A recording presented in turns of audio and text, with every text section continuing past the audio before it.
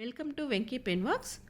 1969 జై తెలంగాణ ఉద్యమ కాలంలో మే నెలలో జరిగిన ప్రధాన సంఘటనల గురించి చూస్తే మే 1న డిమాండ్స్ డే లేదా కోరికల దినంగా జరుపుకోవాలని నిర్ణయిస్తారు. మరి ఇది ఎవరు నిర్ణయించిండని చెప్పుకుంటే తెలంగాణ ప్రజా సమితి పిలుపు మేరకు మే 1న కోరికల దినంగా జరుపుకుంటారు. సో మరి ఆ కోరికలు ఏంటివి, ఏ విధంగా ఉన్నవి, ఎన్ని కోరికలు ఉన్నవి అని చూస్తే ఆ కోరికల్లోకి వెళ్తే ఫస్ట్ డిమాండ్ అప్పటి ముఖ్యమంత్రి కాసు బ్రహ్మానందరెడ్డి తక్షణమే రాజీనామా చేయాలి. ఒక ముఖ్యమంత్రి రాజీనామా చేసిండు రాష్ట్రానికి అంటే వెంటనే ఏం రావాలి, రాష్ట్రపతి పాలన పెట్టాలి. సో అది రెండవ డిమాండ్గా చెప్పుకోవచ్చు. ఇక మూడవ డిమాండ్ వచ్చి ఉద్యమంలో పెట్టిన కేసులను కొట్టివేయాలి. అంటే ఉద్యమంలో పాల్గొన్న విద్యార్థులు, సాధారణ పౌరుల మీద అమానుషంగా కేసులు పెడతారు. సో ఆ కేసులన్నిటిని కూడా కొట్టివేయాలి. ఇక నాలుగో డిమాండ్ మరణించిన కుటుంబాలకు ఎక్స్గ్రేషియా ఇవ్వాలి. 5 గాయపడిన వారికి నష్టపరిహారం ఇవ్వాలి. అంటే ఈ 69 ఉద్యమం చాలా ఉధృతంగా జరిగింది. ఆ లాఠీ చార్జులు, మరణాలు అన్నీ జరుగుతుండే కాబట్టి మరణించిన కుటుంబాలకు ఎక్స్గ్రేషియా ఇవ్వాలి, గాయపడిన వారికి నష్టపరిహారం ఇవ్వాలి.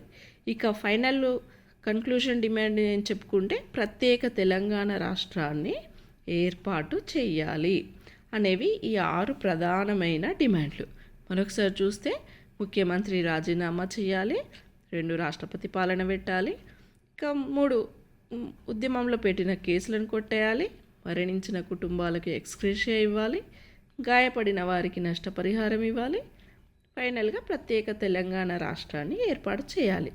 సో ఈ 6 ప్రధానమైన డిమాండ్స్తో కూడిన వినతి పత్రాన్ని హైదరాబాద్లో భారీగా ర్యాలీ తీసి గవర్నర్కి అందించాలి అని నిర్ణయించుకుని అనుమతి అడుగుతారు. సో ఈ అనుమతి మాత్రం గవర్నమెంట్ ఇవ్వకున్నా కూడా ఖచ్చితంగా ఇది డిమాండ్స్ డే జరుపుకోవాలని భారీ ర్యాలీలు అయితే తీస్తారు. సో భారీ ర్యాలీలు తీస్తున్నట్టు అంటే అనుమతి లేకుండా తీయడం వల్ల పోలీసులు లాఠీ చార్జీలు, కాల్పులు జరుపుతారు. సో ఆ లాఠీ చార్జీలు, కాల్పులలో 3 అయితే మరణిస్తారు. మరి ఎక్కడెక్కడి నుండి ఎట్లా వాళ్ళు భారీ ర్యాలీలు తీసిండ్రు, ఎవరెవరు తీసిండ్రు, ఎవరి ఆధ్వర్యంలో తీసిండ్రు అని చూస్తే చార్మినార్ నుండి ఒక ర్యాలీ స్టార్ట్ అవుతుంది, హైదరాబాద్ నుండి ఒక ర్యాలీ స్టార్ట్ అవుతుంది. చార్మినార్ నుండి ఎవరెవరు అని చూస్తే అనంతుల మదన్ మోహన్, మల్లికార్జున్, కేశవరావు జాదవ్. అనంతుల మదన్ మోహన్ అనే వ్యక్తి కేసీఆర్ గారి రాజకీయ గురువు అని చెప్పుకోవచ్చు. ఇతని గురించి ఒక స్పెషల్ షార్ట్ చేసుకుందాం మనం. ఇక రెండో వ్యక్తి మల్లికార్జున్. మనము గత షార్ట్స్లో చెప్పుకున్నాము మల్లికార్జున్ గురించి, ఎంబీబీఎస్ విద్యార్థి అని. ఇక మూడో వ్యక్తి కేశవరావు జాదవ్. ఇతను ఒలంపస్ పత్రికను నడిపించారు, మిస్టర్ తెలంగాణ అంటారని మనము గత షార్ట్లో ఈయన గురించి ప్రత్యేకంగా చెప్పుకున్నాం. ఈ 3 వ్యక్తులు అనంతుల మదన్ మోహన్, మల్లికార్జున్, కేశవరావు జాదవ్ వీళ్ళెక్కడ చార్మినార్ నుండి ర్యాలీ స్టార్ట్ చేస్తారు. ఇక సికింద్రాబాద్ నుండి స్టార్ట్ చేసింది ఎవరంటే సర్దార్ గౌతులచ్చన్న, ఎస్బి గిరి, నాగం కృష్ణారావు. అంటే చార్మినార్ నుండి సికింద్రాబాద్ నుండి 2 ర్యాలీలు స్టార్ట్ అయ్యి పబ్లిక్ గార్డెన్ దగ్గర మీట్ అవుతారు.